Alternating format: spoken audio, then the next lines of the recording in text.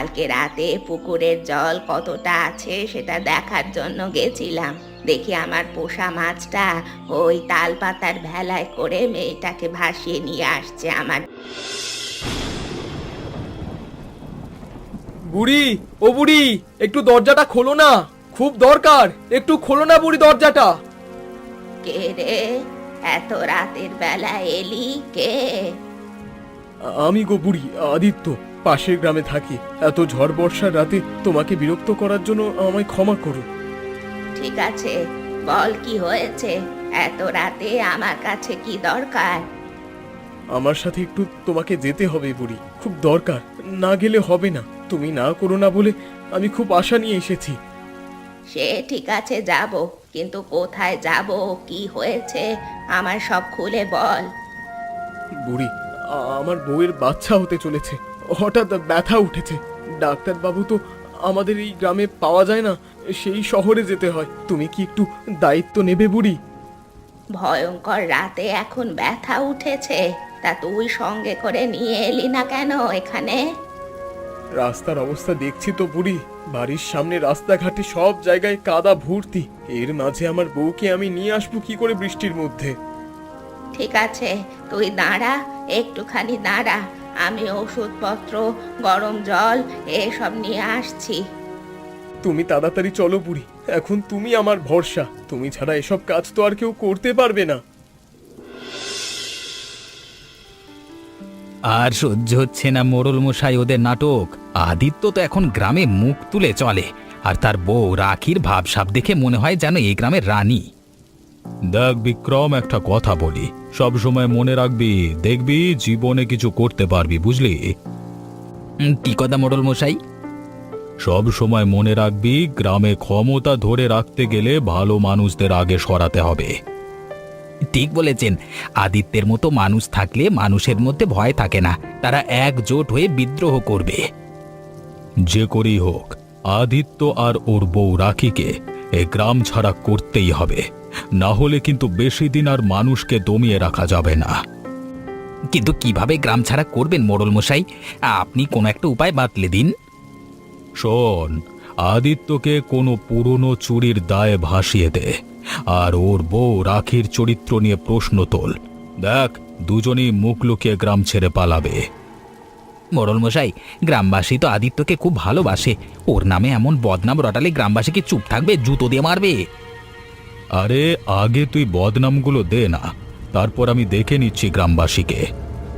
তাহলে যত তাড়াতাড়ি সম্ভব কাজটা করে ফেলছি মোড়ল মশাই, আপনি গ্রামবাসীর দিকটা দেখে নিন, আমি বাদ বাকির দিকটা দেখছি। কিরে, তোর বাড়ি আর কত দূর? সে কখন থেকে তো হেঁটেই যাচ্ছি। এই তো বুড়ি, আসো আর একটু। আর একটু করে সেই কখন থেকে বলছিস, ওদিকে তোর বউয়ের ব্যথা তো আরো বাড়বে। হ্যাঁ, এই তো চলে এসেছি। ওই যে বাড়ি দেখা যাচ্ছে, তাড়াতাড়ি পা চালাও বুড়ি। হ্যাঁ, চল চল, তাড়াতাড়ি চল। এই ঘরটাতেই আছে আমার বউ। ঠিক আছে, তুই বাইরে দাঁড়া, আমি ভেতরে যাই।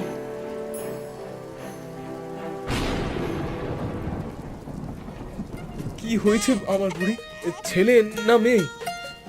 মেয়ে হয়েছে রে, একদম তোর বউও রাখির মতো দেখতে হয়েছে।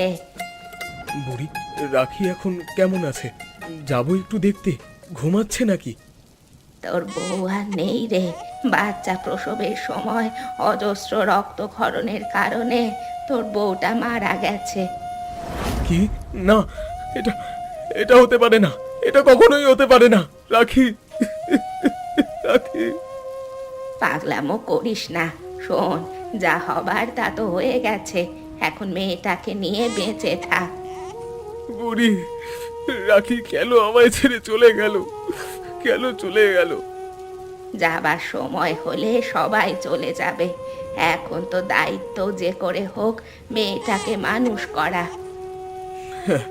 ঠিক বলেছ বুড়ি, আমার তো আর কেউ থাকলো না, এই মেয়েকে নিয়েই বাকি জীবনটা বেঁচে থাকবো।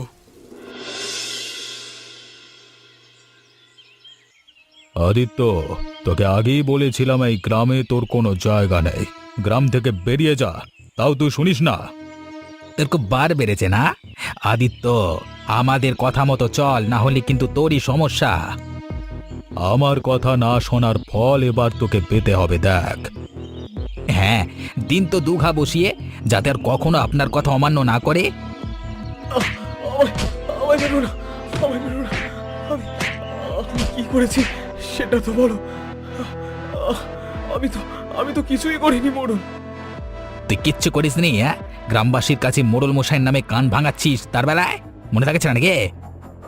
এখনই গ্রাম ছেড়ে চলে যা আদিত্য, নয়তো এর থেকেও খারাপ হবে বলে দিলাম আমি। তোমরা কি ভাবো ভয় দেখিয়ে আমাকে তাড়াবে? না, আমি এখানেই থাকবো, এখানে লড়বো, যতই মার খাই এই গ্রামেই থাকবো। এই গ্রামটা আমারও, এটা ভুলে যেও না। তোকে আমরা দুজন মিলে এত মারলাম, তাও তোর লজ্জা নেই? বল বল, তাও বলছি যাবি না গ্রাম ছেড়ে? হ্যাঁ, এই নে এই নে এই নে। তুই এই গ্রামে টিকিস কি করে, আমিও দেখে ছাড়বো সালা। আরে ও দীপক, ওই পুকুর থেকে মাছ ধরিস না রে?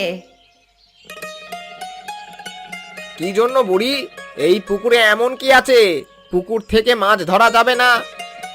না রে, ওই কোণে আমার একটা পোষা মাছ আছে, কালকে আমি নিজের হাতে ভাত খাইয়েছি ওকে। পুকুরে পোষা মাছ? এ আবার কেমন কথা বুড়ি? হ্যাঁ রে, পুকুর আমার একটা পোষা মাছ আছে, অনেক দিন ধরে মাছটাকে আমি পুষছি। তুমি এই পুকুরে মাছ পুষছো? তা আমি মাছ ধরবো কোথা থেকে? পোষা মাছ আবার কেউ রাখে নাকি? লোকে তো কুকুর বেড়াল কত কিছুই পোষে, আমি তো না হয় একটা মাছ পুষেছি, তাতে এত রেগে যাচ্ছিস কেন তুই? রাখছো কেন? তুমি বুঝতে পারছো না? তোমার জন্যই তো পুকুর থেকে মাছ ধরতে পারছি না। মাছ ধরতে তো বারণ করিনি, ওই কোনার দিকটা থেকে মাছ ধরিস না, তাহলেই তো হলো। তুমি তো তোমার বাড়িতে একটা ছোট ডোবা করে সেখানে মাছ পুষতে পারো, এই পুকুরে কেন দিয়ে গেছো? এমন তো না যে মাছ ধরতে পারছিস না, তাহলে এত কেন কথা বলছিস? যা না, মাছ ধর না। এই তোমার নাটক দিন দিন বেড়ে যাচ্ছে বুড়ি, কিন্তু আমি মোড়ল মশাইয়ের কাছে তোমার নামে নালিশ করব, তখন বুঝবে মজাটা কেমন হয়।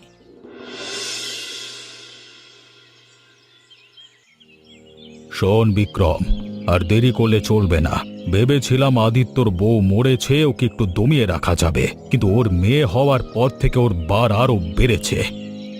একদম ঠিক বলেছেন মোড়ল মশাই, আদিত্যর একটা ঠিকঠাক ব্যবস্থা করতে হবে, যাতে ও আর মাথা তুলে দাঁড়াতে না পারে।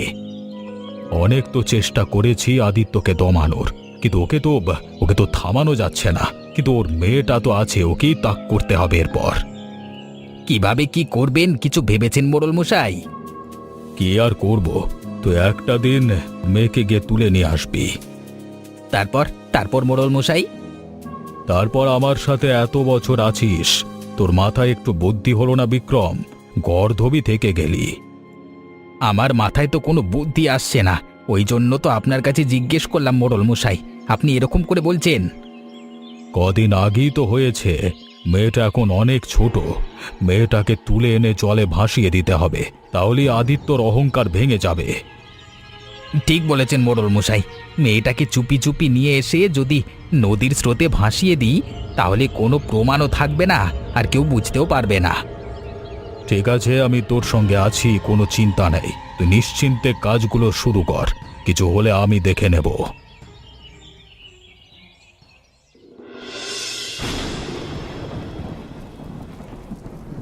কিরে, এই তো তোকে আগের দিনে গ্রাম ছেড়ে চলে যেতে বললাম, সেটা শুনিসনি, উল্টে আরো বার বেড়েছে, তাই না? তোমরা যে হারে সাধারণ মানুষের উপর অত্যাচার করো, আমি সেটারই প্রতিবাদ করছি। আমি তো ভুল কিছু করিনি। বামন হয়ে চাঁদ ধরতে যাচ্ছে, তোর সাহস তো কম না আদিত্য? তুই জানিস তোর কি হাল করতে পারি আমরা? কি করবি তুই এই গ্রামের মোড়ল মশাইয়ের চেলা বলে সবসময় তোদের অন্যায়ের কাজকে প্রশ্রয় দিতে পারবো না। তবে রে মূর্খ, মুখে মুখে তর্ক। মেয়েটাকে তল নিয়ে চল আমাদের সাথে। এই এই আমার মেয়েটাকে কোথায়, কেন নিয়ে যাচ্ছিস? এই বিক্রম, ছাড় বলছি, স্যার স্যার তোর মেয়েকে নিয়ে যাব যখন বলেছি তখন তোর মেয়েকে নিয়ে যাবই। তুই যদি বাধা দিতে আসিস তবে তোর কিন্তু একটা হাড়ও আস্ত থাকবে না বলে দিলাম। আর পারছি না, আর পারছি না। আমার মেয়েটাকে নিয়ে যাস না বিক্রম, আমার মেয়েটাকে নিয়ে যাস না, নিয়ে যাস না। এই তোরা তাড়াতাড়ি চল, মেয়েটাকে পুকুরের জলে ভাসিয়ে দিতে হবে।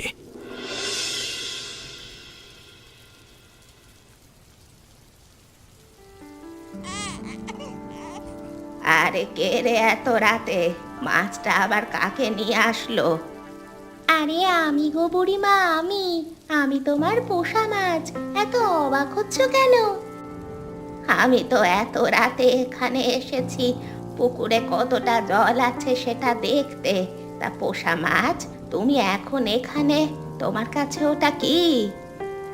আমার কাছে একটা বাচ্চা মেয়ে আছে, যাকে আমি ভাসিয়ে নিয়ে এসেছি তাল পাতার ভেলায় করে।